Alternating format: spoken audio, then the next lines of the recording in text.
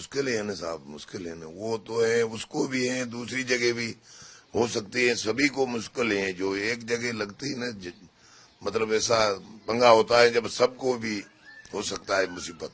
अरे साहब यूं है कि जंग लगने में तो साहब नुकसान होता है, कोई पब्लिक को होता है, सबको होता है। इसमें नहीं जंग लगे तो सही रहे, चोर को सजा मिल जाए तो अच्छी रहे। बाकी तो अपन भी राजी है भाई, चोर है ना जो ये किया है ना, उस आदमी को सजा मिलनी चाहिए, कड़ी सजा। क्या कड़ी सजा क्या होनी चाहिए? क्या फांसी की सजा होनी चाहिए आपके? फांसी हो चाहे कोई भी मारो, फांसी हो तो भी अच्छी है। जो है ना वो किया है ना, वो भी इंसान की जान थी ना, उसकी जान निकली है ना, तो ये भी जान, उसकी तो जान के बारे में जान निकला जब सही रहा, दूसरे को भी सबक सीखे, वो दूसरे वार नहीं करेंगे, कोई सुनेगा नहीं जब बोलेंगे। वो नुकसान होया वहां ऐसी कड़ी सजा होगी। कड़ी सजा यही है, मार के बदले में मार। उनके लिए मुश्किलें बढ़ सकती हैं जी। उनको हर तरह की मान ले समस्याओं का समाधान मान ले उनको सामना करना पड़ेगा, क्योंकि मुश्किलें बढ़ भी सकती हैं। अगर लड़ाई का माहौल बनेगा तो मुश्किलें ही बढ़ेंगी जी। ये तो साहब यहाँ बहुत अन्याय हुआ है। घूमने के बेचारा कितनी आस लेके गए थे, जान से मारने, इससे तो और क्या परेशानी हुआ। उसको सजा मिलनी चाहिए, जान से मारना चाहिए और बंदोबस्त करना चाहिए। बहुत अन्याय हुआ। हमें इस समय जैसलमेर के गमनेवाला गांव में मौजूद, जो कि भारत पाकिस्तान बॉर्डर से करीबन 35 किलोमीटर दूर है, और यहां पर लोगों में जिस तरह से पहलगाम में भारतीय टूरिस्ट को मौत के घाट उतारा, उसके खिलाफ गुस्सा, आक्रोश और गम का माहौल है। इस गमनेवाला गांव में यहाँ पर जो लोग आप देख सकते हैं, उनकी मांग है कि कड़ी से कड़ी सजा मिलनी चाहिए आतंकियों को। क्या नाम है सर आपका? उमेद सिंह। उमेद जी, यहाँ पे ये जो गांव है, ये इंडिया पाकिस्तान बॉर्डर से कितनी दूर है, ये बताएं। और ये बताएं कि जिस तरह से पूरा पहलगाम में आतंकी हमला हुआ, उसको लेकर क्या माहौल है? माहौल तो ऐसी बात है कि उनको कड़ी से कड़ी सजा मिलनी चाहिए, पहलगाम वाला। और ये 35 किलोमीटर है बॉर्डर से, 35 किलोमीटर गमने वाला, और कड़ी से कड़ी सजा तो मिलनी चाहिए उनको। अब सजा क्या है, आए दिन भारत तो भुगतता है। कभी जैसे टूरिस्टों को, आज टूरिस्टों को मारा है, आए दिन सेना के जवान शहीद होते हैं। इनको सजा तो कड़ी से कड़ी मिलनी चाहिए।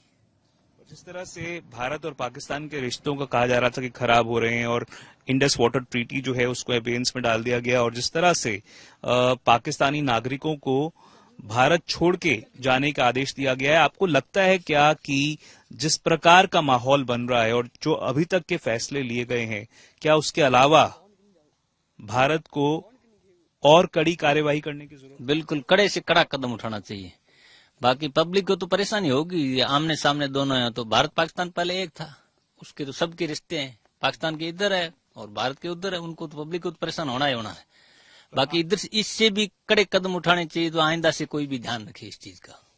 पर आप बॉर्डर से इतना नजदीक रहते हैं, 1971 में लौंगेवाला की जंग जो है वो हुई थी, क्या असर पड़ा था इस गांव के ऊपर उस जंग का? लोग कितने प्रभावित हुए थे? लोग तो प्रभावित होंगे ही। अभी यदि जंग होती तो भी लोग प्रभावित होंगे। पहले जंग हुई थी, उसके अंदर भी लोग प्रभावित हुए थे। अभी बड़ी मुश्किल से यहाँ तक लाइटें पहुंची है, नहीं तो कहाँ थी, कुछ था ही नहीं यहाँ पे। आसपास कोई ढंग के स्कूल, हॉस्पिटल हैं क्या? स्कूल है 5 तक, बाकी रामगढ़ यहाँ से 28 किलोमीटर है। 28 किलोमीटर पहले कोई सुविधा नहीं। जंग आप मानते हैं, फिर भी क्या सोल्यूशन जंग ही है? अब इसका आखिरी सोल्यूशन जंग ही है। पाकिस्तान से आखिरी भारत के पास सोल्यूशन दूसरा कुछ नहीं है। आपको लगता है जंग से स्थायी समाधान निकल पाएगा क्या? बिल्कुल निकल जाएगा। आपका क्या नाम है? हीर सिंह। हीर जी, क्या कितने साल के हो आप? मैं 22-23 का। 22-23 के। तो 1971 की जंग के समय तो आप थे भी नहीं।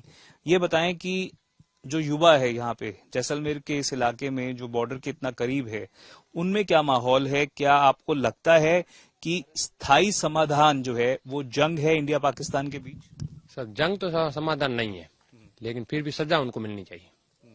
जंग होगी तो पूरा इलाका प्रभावित होगा।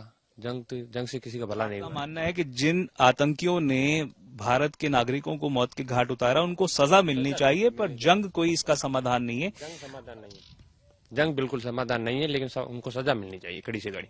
ये जो इलाके हैं बॉर्डर के पास के, जैसे कि मुराद की धानी का गांव है, गमने वाला गांव है, लौंगे वाला है, यहाँ पर क्या माहौल है? क्या आपको लगता है कि जैसे मैं देख रहा हूँ कि छोटी छोटी जो बच्चियां हैं वो पानी उठाकर ला रही हैं। ये जो इलाका है बेहद पिछड़ा हुआ इलाका है, ना यहाँ पर कोई ढंग के स्कूल हैं, ना कोई ढंग के अस्पताल हैं।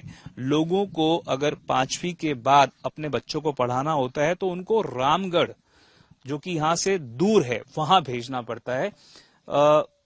अगर कोई मेडिकल इमरजेंसी आ जाए तब आप लोग क्या करते हैं? अगर अपने बच्चों को आगे पढ़ाना चाहते हैं, अच्छी शिक्षा दिलाना चाहते हैं, तो आप लोग क्या करते हैं? हमारे लिए रामगढ़ ही है। रामगढ़ अगर इमरजेंसी होती है तो भी रामगढ़ है, और इसको हॉस्पिटल स्कूल सब रामगढ़। रामगढ़ से पहले कुछ नहीं है, पहले कोई सुविधा नहीं है यहाँ पे। रामगढ़ यहाँ से करीबन 28 किलोमीटर 28 किलोमीटर दूर है, और यहाँ पर इनका कहना है कि सुविधा नहीं है कोई। दूर दूर तक रेगिस्तानी धोरे हैं, मिट्टी मिट्टी है, और जिस प्रकार का यहाँ पर माहौल बना हुआ है, हालांकि गुस्सा है, आक्रोश है, जिस तरह से पहलगाम में भारतीयों को मौत के घाट उतार दिया गया, उसके खिलाफ कड़ी कार्यवाही की मांग है। पर वो कड़ी कार्यवाही क्या हो सकती है? क्या जंग के समय जो माहौल उत्पन्न होता है? सर ये बताएं, 1971 की जंग के समय आपने क्या देखा था? आप थे उस समय क्या? मैं तो नहीं था, पर हम उस टाइम रामगढ़ के अंदर रहते थे। रामगढ़ के अंदर मेरे खुद के मकान के ऊपर गिरा था। बाकी प्रभावित तो लोग होते हैं, जंग तो होती है जब, पर इसका समाधान इसका यही होगा, जंग नहीं होगी जब तक पाकिस्तान नहीं मानेगा। बाकी धार्मिक उन्माद तो उनको फैलाना ही है, इधर वैसी कोई बात नहीं धार्मिक। कितने साल के हो आप? मैं 10 साल। क्या नाम है? अभिमन्यु सिंह। स्कूल जाते हो? कौन सी क्लास में हो? 6। कहाँ जाते हो स्कूल? रामगढ़। यहाँ से कितना दूर है? 28 किलोमीटर। रोज जाते हो इतना दूर? अभी तो हॉस्टल में रहते। तो रामगढ़ में हॉस्टल में रह रहे हो, परिवार से दूर, तो यहाँ पे छुट्टियों पे आए हो क्या? आपका क्या नाम है? योगेंद्र सिंह। योगेंद्र सिंह। कितने साल के हो? हम 12 साल। 12 साल। कौन सी क्लास में हो? चौथे। पढ़ाई करते हो? कहाँ पे पढ़ाई करते हो? किनोई। कितना दूर है यहाँ से स्कूल? सलखा से 5 किलोमीटर। अच्छा, आप बाहर से आए हुए हो यहाँ पे? अच्छा, तो ये जैसलमेर के हैं, पर इस गमने वाला गांव से नहीं है, यहाँ पर आए हुए हैं। पर यहाँ पे बच्चों को, जिनको अच्छी शिक्षा चाहिए, स्कूलिंग अच्छी चाहिए, उनको दूर जाना पड़ता है। 28 किलोमीटर दूर जाना पड़ता है रामगढ़ में पढ़ने के लिए। अगर 5वीं के बाद की पढ़ाई करनी है तो शिक्षा को लेकर, चिकित्सा को लेकर यहाँ पर ढंग की सुविधाएं नहीं है। गांव वालों का मानना है कि जंग के समय जो लोग हैं वो प्रभावित होते हैं, उनकी जिंदगियों पर असर पड़ता है। पर जिस तरह से आतंकियों ने अपने नापाक मंसूबों को भारत के लोगों को मौत के घाट उतारकर पूरा किया, उसके खिलाफ कड़ी कार्यवाही की मांग को लेकर ये लोग जो हैं वो अडिग हैं। कैमरा पर्सन मनीष के साथ मैं देवंकुर वधावन, गमनेवाला, जैसलमेर, आज तक। गर्मियों की छुट्टी होने वाली थी, मेरे पापा आने वाले थे, तो हम लोग सभी खुश थे। तो मैं बेड पे चढ़ के डांस कर रहा था, लेकिन वो पहले ही आ गए। फ्रीज। तो मैं उस समय तो कंटिन्यू नहीं कर सकता था, तो फ्रीज फ्रेम टाइप का हो गया। कसम पैदा कर